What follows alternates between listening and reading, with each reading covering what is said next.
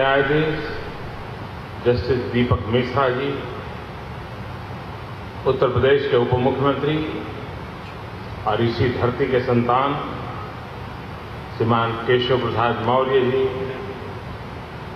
Allahabad high court के मुख्य न्यायाधीश जस्टिस दिलीप पी भोसले जी, उत्तर प्रदेश सरकार के मंत्री श्रीमान ब्रजेश पाठक जी, इलाहाबाद के वरिष्ठ न्यायमूर्ति श्रीमान वी.के. शुक्ला जी, समारोह समिति के अध्यक्ष जस्टिस तरुण अग्रवाल जी, हाईकोर्ट बार एसोसिएशन के अध्यक्ष श्रीमान अनिल तिवारी जी, एडवोकेट एसोसिएशन के अध्यक्ष श्रीमान भगवती प्रसाद सिंह, मंच पर विराजमान सभी आदरणीय जजिज, सुप्रीम कोर्ट के आदरणीय जजिज श्रीमान केशरीनाथ जी और सभी उपस्थित महानुभाव,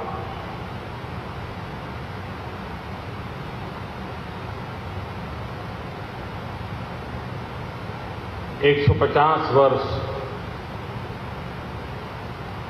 इस समारोह का एक प्रकार से आज समापन हो रहा है।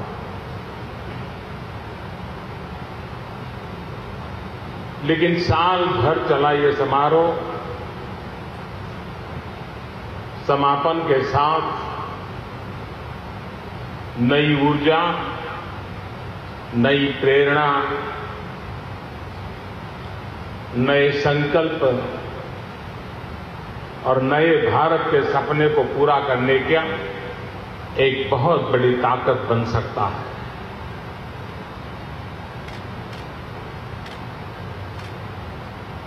भारत का जो न्याय विश्व है, उस न्याय विश्व में इलाहाबाद 150 साल पुरानी ये कोर्ट, मैं समझता हूं कि भारत के न्याय विश्व का ये तीर्थ क्षेत्र है और उस तीर्थ क्षेत्र में इस महत्वपूर्ण पड़ाव पर आप सबके बीच आकर के आपको सुनने का, समझने का अवसर मिला, कुछ बात मुझे बताने का मौका मिला, मैं इसे अपना गौरव मानता हूं। चीफ जस्टिस साहब अभी दिल की बात बता रहे थे और मैं मन से सुन रहा था।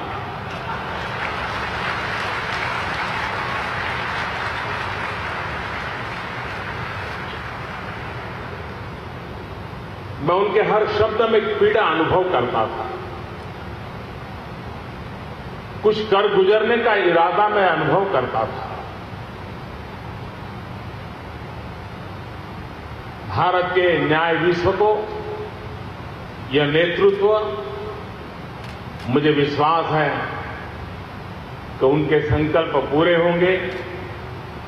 हर कोई जिसकी जिम्मेवारी है उनका साथ निभाएगा। जहां तक सरकार का सवाल है, मैं विश्वास दिलाता हूं कि जिस संकल्प को लेकर के आप लोगों को प्रेरित कर रहे हैं, हमारे जिम्मे जो योगदान देना होगा, हम उसे पूरा करने का भरपूर प्रयास करेंगे।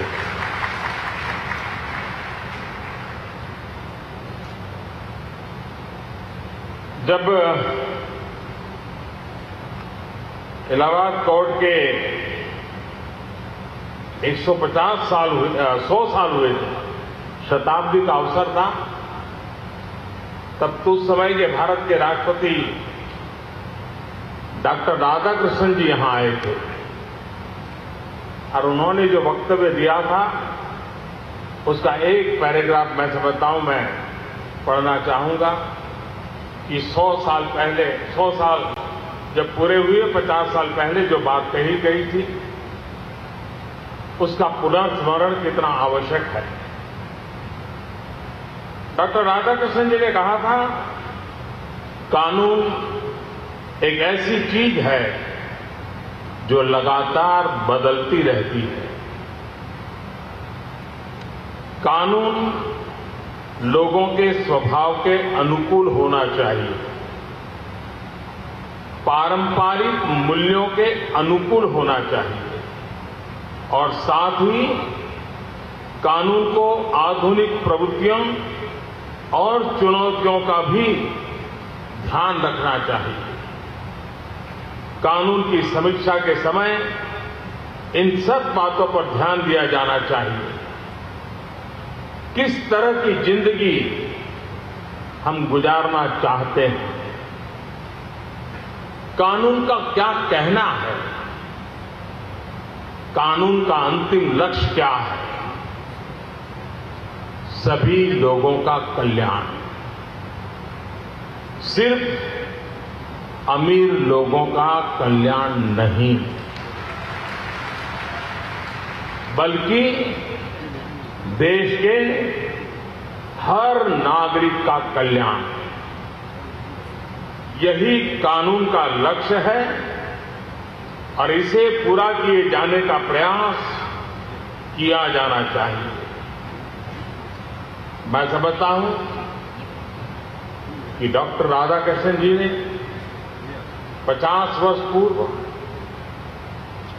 इसी धरती से देश के न्याय विश्व को, देश के शासकों को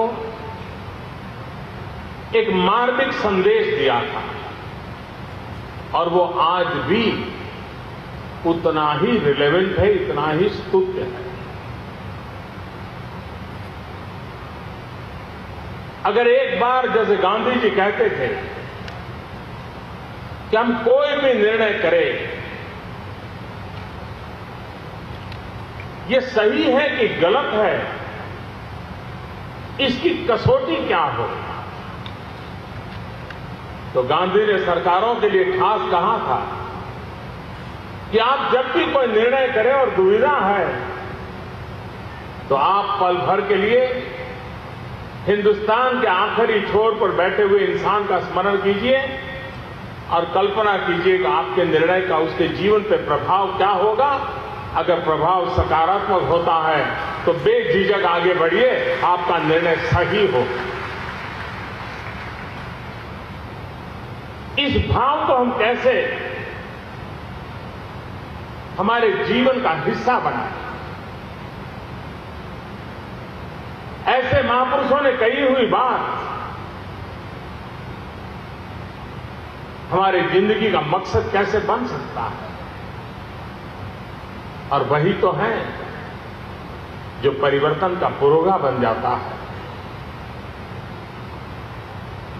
इस इलाहाबाद की कौम और भारत का पूरा न्याय जगत आजादी के पूर्व हिंदुस्तान के आजादी के आंदोलन को अगर किसी ने बल दिया, भारत के सामान्य मानवी में अंग्रेज शासन के सामने अभय का जो सुरक्षा चक्र दिया, सुरक्षा कवच दिया, ये भारत के न्याय जगत से जुड़े हुए ज्यादातर वकीलों ने दिया था। अंग्रेज सल्तनत के खिलाफ लड़ते थे और उनको लड़ने का मौका 1 या 2 या 5 लोगों के लिए आता होगा, लेकिन करोड़ों लोगों को लगता था कि हमें अभय से जीना चाहिए, कोई तो मिल जाएगा, अंग्रेज जुल्म के सामने हमारी रक्षा कर देगा।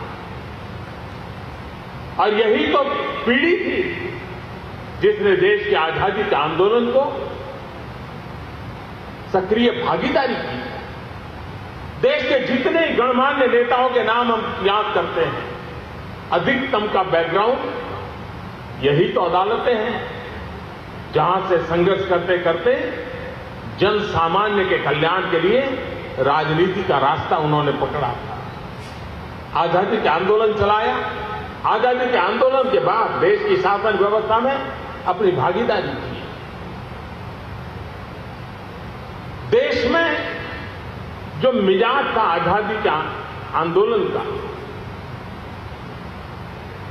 हर किसी का सपना था आजाद हो जाए, और अगर हर इंसान का सपना न होता तो आजादी आना संभव भी नहीं था।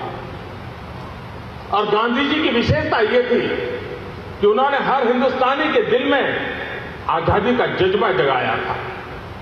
वो झाड़ू लगाता था तो भी लगता था कि मैं आजादी के लिए काम कर रहा हूं। वो प्रौढ़ शिक्षा का काम करता था तो भी उसको लगता था कि मैं देश की आजादी के लिए काम कर रहा हूं। वो खादी भी पहन लेता था तो उसको लगता था कि मैं आजादी के लिए काम कर रहा हूं। उन्होंने देश के कोटि कोटि जनों के दिलों में आजादी का जज्बा उस व्यक्ति की क्षमता के अनुसार उसको ढाल दिया। मैं ऐसे जगह पे खड़ा हूं आज जिस इलाहाबाद ने इस आंदोलन को बहुत बड़ी ताकत दी। आजादी के 70 साल पूरे हो गए हैं। 2022 में आजादी के 75 साल होंगे।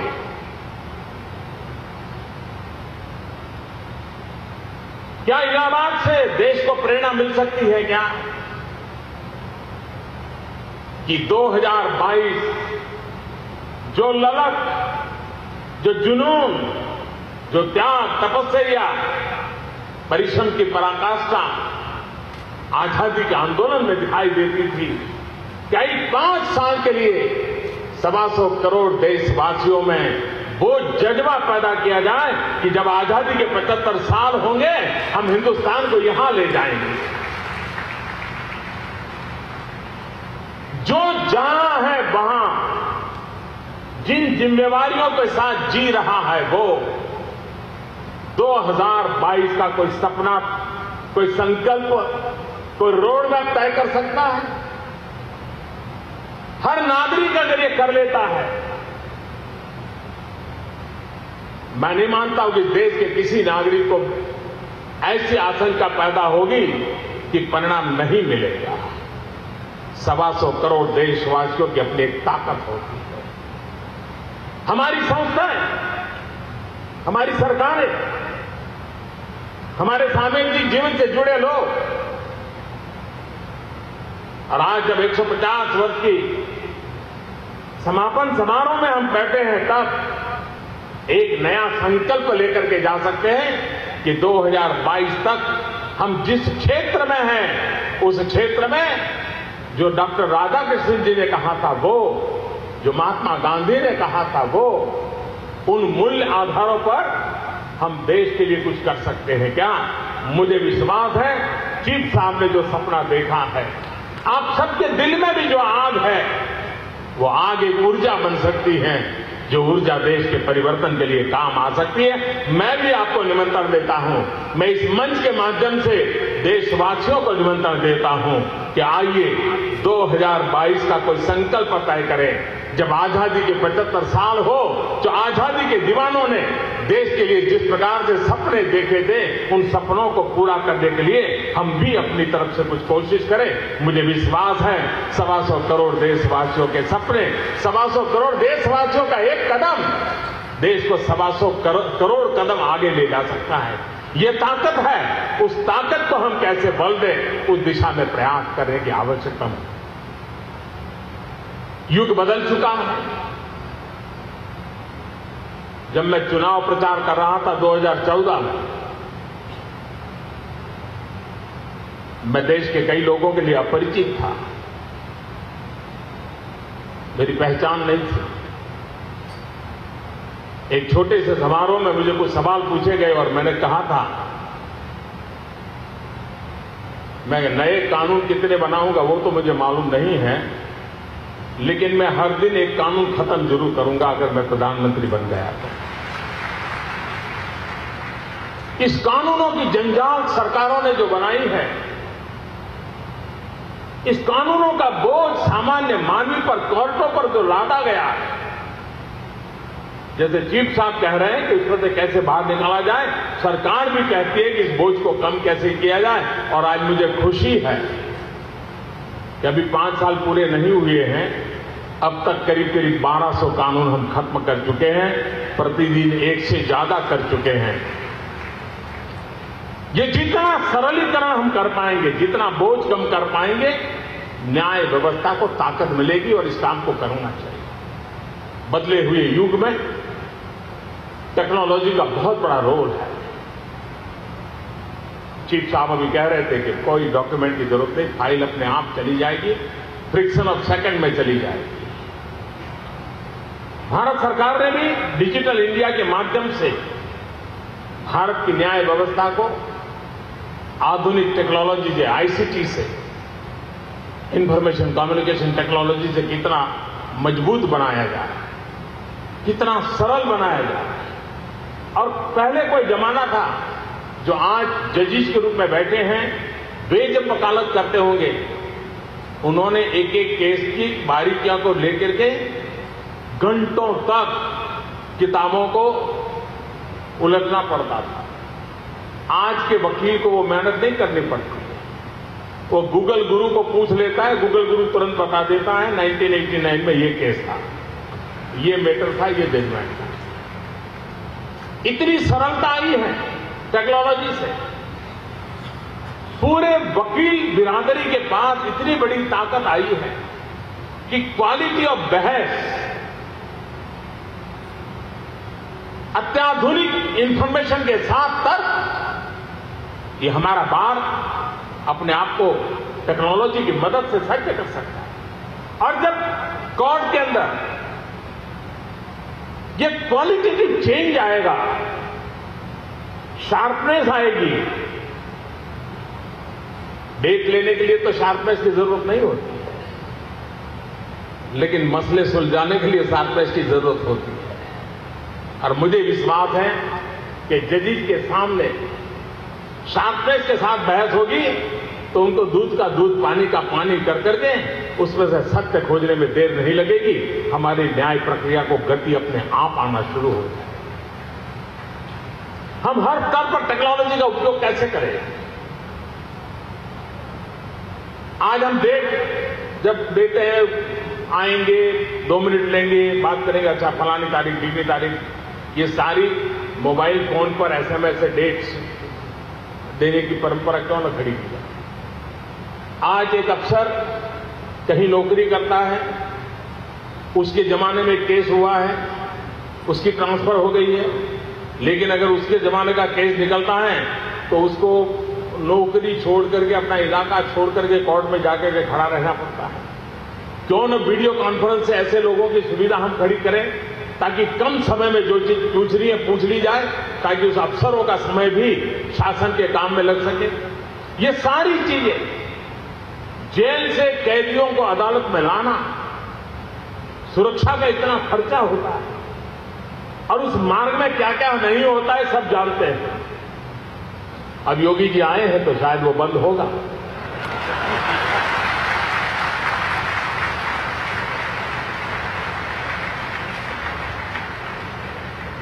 अगर वीडियो कॉन्फ्रेंस से जेल और कोर्ट को हम कनेक्ट कर दें, कितना खर्चा बच सकता है, कितना समय बच सकता है, कितनी सरलता हम पैदा कर सकते हैं।